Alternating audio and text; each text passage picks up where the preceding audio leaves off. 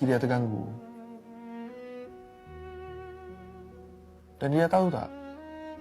Kalau Ria keluar rumah tanpa izin suami, benda itu berdosa.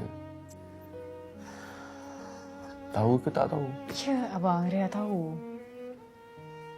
Tapi I did this for a reason. Okay, Ria buat semua ni untuk abang. Untuk abang untuk apa? Ya, untuk abang. Abang tahu tak? Dia buat gambar AI abang dengan dia. Okay? Dan kalau gambar tu dia upload kat social media, tersebar viral, habis. Tercemar nama Zulian Airlines. Nama abang juga. Tak nak kan?